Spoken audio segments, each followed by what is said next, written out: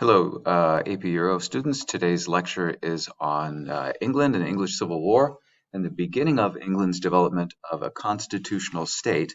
It is really quite different from what we've had with the other absolutist states like Louis XIV's France or Peter the Great's Russia. We're moving towards a sharing of power rather than absolute power by one ruler. First, we have to go back to the reign of Elizabeth I. Elizabeth is the third child of Henry VIII and takes over after a few years of her brother Edward VI as a kind of extreme Protestant, and then her sister Mary, who's known as Bloody Mary, as an extreme Catholic, and then Elizabeth comes along, and she has a really pretty good reign. She is known as Good Queen Bess. She is seen as really a kind of mother figure of the entire country. She never marries, she never has any children, and so the people really start to, over her long reign, start to feel like she is theirs, that she is uniquely able to rule them in a kind of moderate way. She is able to work well with Parliament, for example. By flattering the men in Parliament, she's able to be a successful female ruler. It also helps that she is a moderate Protestant. She's not extreme Protestant. She's not a Catholic. People start to associate the Anglican religion with being patriotically English. And so she has a relatively successful reign, as I said, until really the end of her reign. The high point of her reign, of course, is the 1588 Spanish Armada not reaching the shores of England. She doesn't have to actually physically defend England. Um, she was lucky in that sense. But one way in which things started to go bad for her is that in the end of her reign, she has spent Henry VIII's or the Tudor fortune that Henry got by confiscating all of the monasteries. So towards the end of her reign, if she had lived longer, if she had continued to need money, she would have been in trouble because she would have had to go to Parliament and find some way of getting that money from them. The person who does have to do that is her cousin James I. James is not Queen Elizabeth. He is a Scotsman. He's kind of crude. He's rude. People in England in the Parliament don't particularly care for him. Scottish people, English people oftentimes don't like each other. And he isn't a moderate kind of guy. He is somebody who believes in the absolute rule of a monarch. And he wants to have the same kind of powers in England that he wants to have in Scotland. In other words, he doesn't really care about the English Parliament being able to tell the king whether he can have taxes or not. And he shows this in a couple of different ways. There's a probably apocryphal or mythological story about on the way from Scotland down to England, he came across a village in which a man had been accused of stealing horses, and they said, "Your Majesty, what should we do with this horse thief?" And James's response was, "Well, hang him." And the point of the story is James doesn't say put him on trial, like English law would say. He wants that his royal will be carried out immediately. And so that's one story. But the thing that James actually did do was pen a pamphlet called The True Law of a Free Monarchy, which describes how he believes that monarchs should be accountable only to God, that they have the divine right of kings. God puts them in their place. No man should be able to stand up to a king. And if the king is bad, well, the king has to answer to God and not to the people for that. Well, that's not really what goes on in England. So he doesn't have, let's say, the best of reigns, but it never comes to a conflict between Parliament and the king.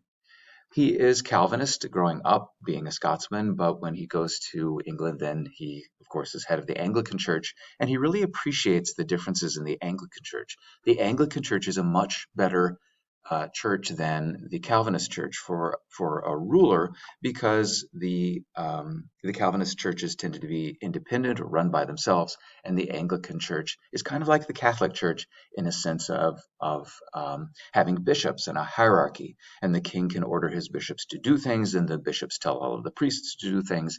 It's just a really good measure of control and power. Now, as I said, James doesn't have the Tudor fortune to spend. It's all gone. He wants more revenue, and Parliament generally rejects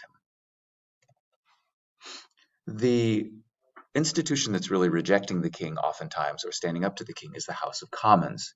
Now, in England, we have a system of primogeniture. That is to say, a nobleman would have a number of children, but really the title that goes along with that, the nobility or the aristocracy, only passes to the eldest son.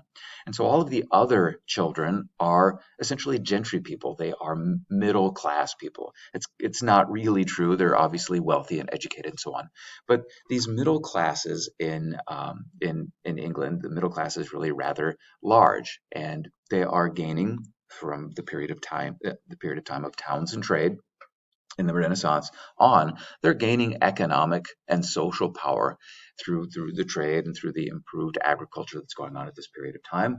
They pay customs duties on products that are coming into the country and purchasing them. There really aren't a lot of taxes that just individual English people have to pay. And they believed that because they were economically successful, increasingly socially successful, they wanted to be politically successful as well, or have political power. And they believed that since they paid taxes, that they should have representation. You've probably heard that before. Taxation and representation should somehow be associated with one another. Well, Charles I, the son of James I, excuse me, was an absolutist or wanted to be an absolute ruler like his father. And he tries to, engage in some of the kinds of things that you would expect a new monarch or an absolute ruler to do. For example, he gets involved in wars. And he asks the parliament to help him out to pay for those wars, and they do. He fights against France. He fights against Spain separately. It's kind of a silly thing to do. France and Spain are oftentimes enemies, and to not side with one or the other against them is kind of dumb. To fight both of them is kind of dumb. Parliament realizes that he's just wasting money by fighting needlessly, and really kind of refused to give him any more money. Well, Charles really then got upset and decided just to do number one. He wanted to control the nobles, he wanted to control Parliament, and so he stopped calling Parliament. And this is around 1629 or so. Now, he needs more revenue without Parliament's ability to give him money. And so he tries forcing loans from rich people. He'll go to them and say that he wants to loan money, or he wants them to loan him money, borrow money, and then generally has a hard time paying that back or doesn't pay that back. It turns into a kind of weird tax. He sells patents of nobility that really upsets people who were already nobles. They think that these new nobles are just people who had money and plunked down that money, and Charles is willing to make them a noble. The old nobles don't think that that's right.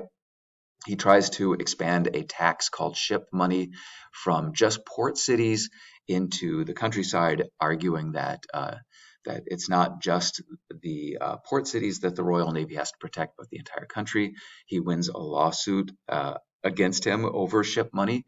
And then, of course, he really can't go to war because war is ruinously expensive. And so you don't need more revenue if you simply avoid war. Another thing that he wanted was, besides number two, more revenue, is religious conformity. He wanted to control religion a little bit better. He wanted to control religion over the Englishmen who had become Calvinists or had become Puritans.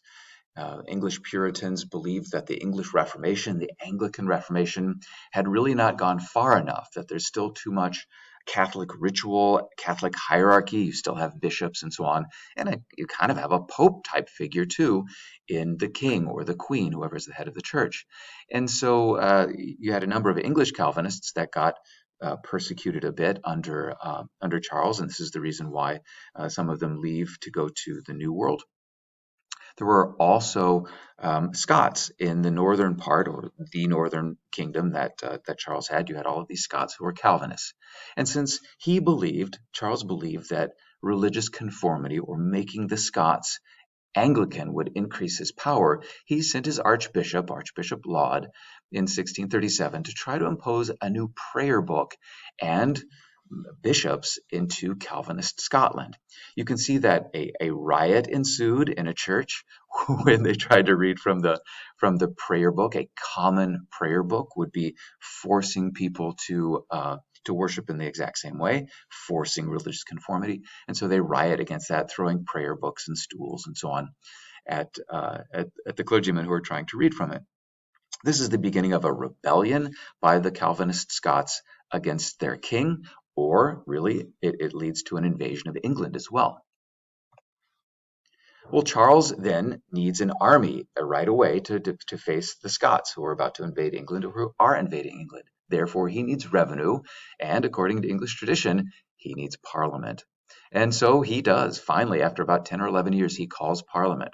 And he says, quick, quick, quick, guys, I need money. The Scots are invading. And Parliament basically says, well, you got yourself into this situation by trying to be an absolutist king, by trying to enforce religious conformity. And they wanted to have some reform. So they wanted to have some guarantees from from Charles before they gave him any money.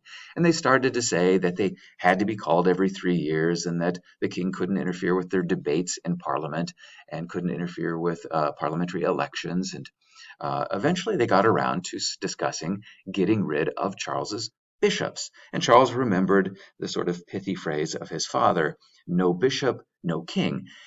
And this was far too much for him, I think. And so he decided to do something about Parliament, maybe solve the problem, act like an absolutist king, and and see what he could do. Maybe he could force his will upon Parliament.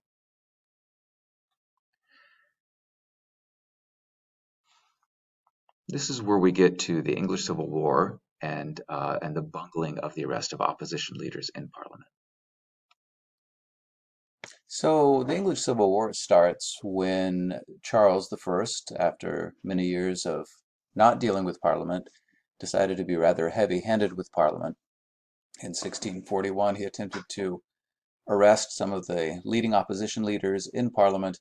That didn't go well, and essentially he left London, went to friendly territory, and recruited an army.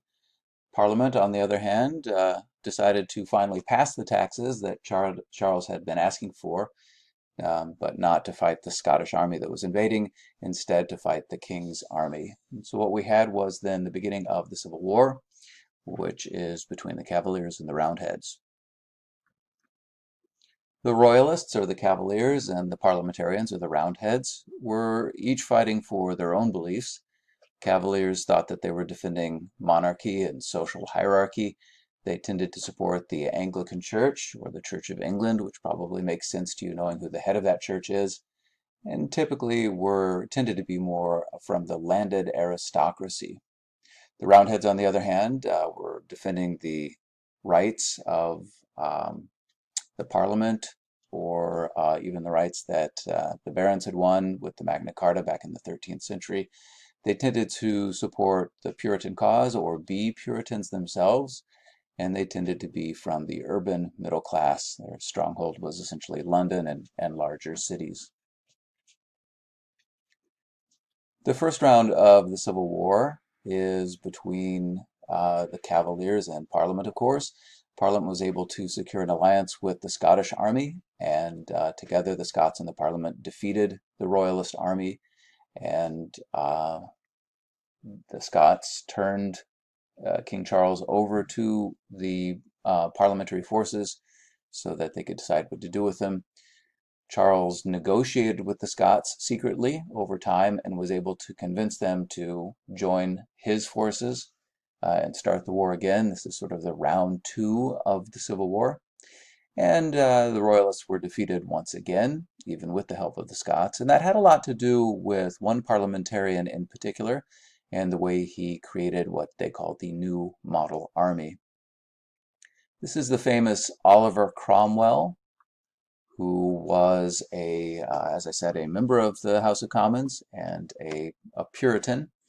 He formed what they called the New Model Army, which was essentially a force very much like what Louis XIV had created, with a more professional style military, trained, uniformed, well-equipped, had a very high morale because they tended to be Puritan themselves, and they thought that they were predestined to win against the forces of the king.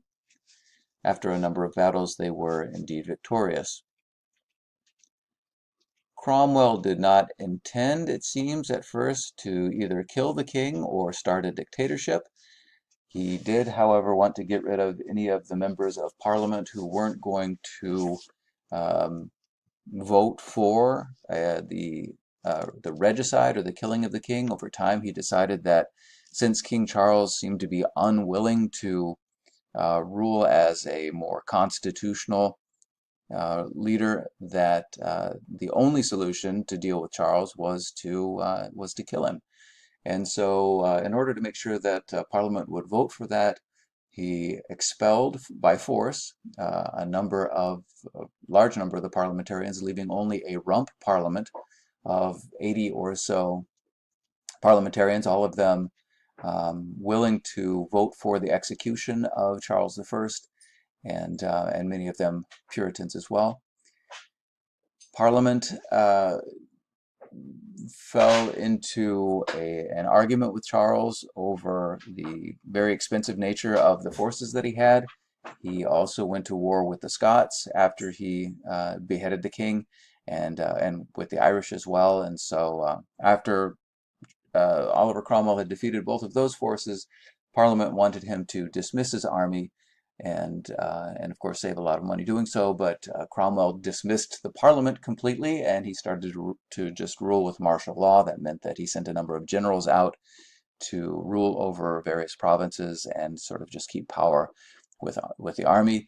He didn't have any kind of constitutional checks on his power. He collected taxes as he wanted to, and so even after years of fighting for, let's say, liberty or to check the power of an autocrat, what they basically got was Oliver Cromwell as a dictator for quite a number of years.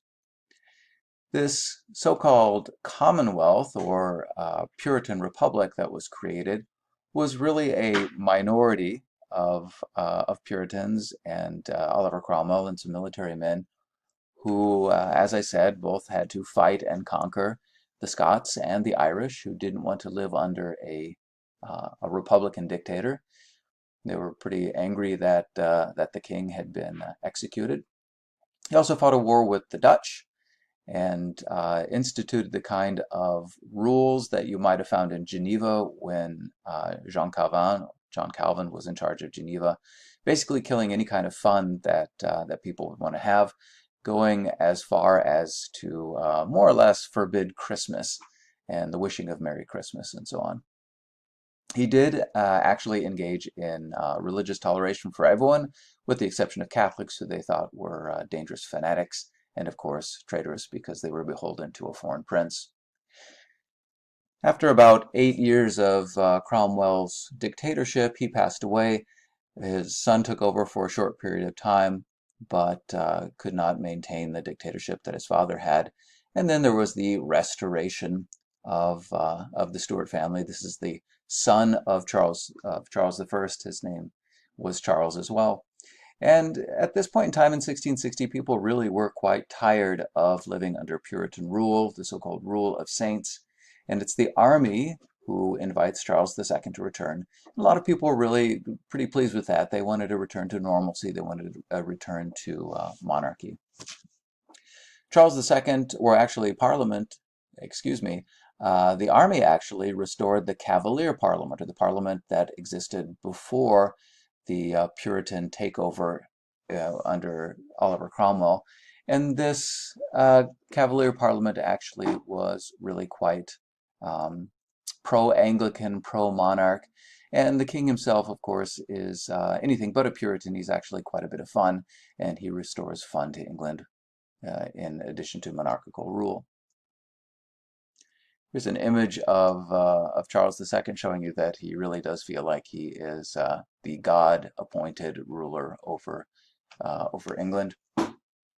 He had arrested and gruesomely executed the people who had signed his father's death warrant way back under Oliver Cromwell, even going so far as to dig up Cromwell and burn his body as well.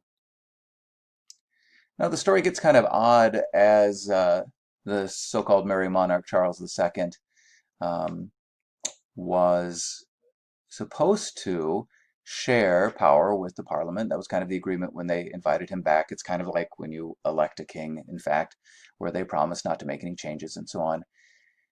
They decided that the king and Parliament would work well together. They would share power, and the king would receive the revenue that he needed from Parliament. King Charles had pressed the Parliament for toleration for all, including Catholics. He seemed to be a kind of closet Catholic, and in fact, he made an agreement with Louis XIV to get revenue from Louis XIV secretly, and at some point in time, well, after easing up on Catholics in England, at some point in time, he would actually come out of the closet and announce that he was Catholic as well. That's called the Treaty of Dover of 1670. The Parliament, though, was really quite against toleration. They did not enjoy being under the rule of Puritans. They really hated Catholics quite a bit, and so this is a major sticking point between Parliament and the king. The brother of Charles II, James, takes over for him because although Charles II had many illegitimate children, he failed to produce a single legitimate child, and so his aged brother takes over upon his death. This is King James II. The Parliament seemed to want to skip King James II because he was openly Catholic, and he promoted Catholics to, ruling over the Navy, over the Army, being its chief advisors, and this led the Parliament to be very dissatisfied with him. But they figured that since he was such an elderly guy, he would pass away, and soon enough his safe Protestant daughter would take over for him. The final straw was when James II had a baby with his Catholic wife, a much younger Catholic woman, and then there was the glorious Revolution of 1688, in which Parliament actually invited the ruler of the Netherlands, William of Orange, William III of Orange, the stadtholder of the Netherlands, and his wife, who was Mary, James's daughter, to invade England to restore liberty and make sure that they didn't have a line of Catholic kings after that. This glorious revolution is the beginning of constitutional monarchy in England, and they created a Bill of Rights in 1689, which essentially gave the Parliament what it had been wanting from Charles I and Charles II all along, which is to be called at least once every 3 years. Of course, it becomes much more frequent than that, and that the Parliament and the King would rule together. There was to be no army or taxation without Parliament's consent, and the monarch couldn't interfere with parliamentary elections or parliamentary debate in any way, shape, or form. And this is the beginning of civil rights being guaranteed, the kinds of things that you've heard of from American history too. No cruel or unusual punishment, trials by jury, and the right to bear arms. If you are a Protestant, Catholics were not allowed to have that right. In addition, there is a Toleration Act of 1689, which tolerates Protestants, Protestant dissenters, that would be non-Anglicans. But if you wanted to serve in government, or if you wanted to go to the university, you really had to be an Anglican. You had to be a part of the Church of England. There were some restrictions on Catholics, and as part of this Toleration Act, there was never to be a Catholic monarch on the throne, and that exists all the way till today. So the end of the story is simply that English sovereignty was, because of the Glorious Revolution, was placed both in Parliament and the King. It's a kind of constitutional monarchy without an actual constitution. And England and Scotland, a few years later, became the United Kingdom officially. I think that's about 1707, where the actual paperwork is drawn up, and the Scottish Parliament starts meeting with the English Parliament. Now, it's a little bit odd to think that it is a Dutchman who's King of England. Really, he did serve as that. His wife Mary was Queen of England, obviously, but she passed away and earlier than he did, and so you had William of Orange, a Dutchman, who was actually the King of England for a while.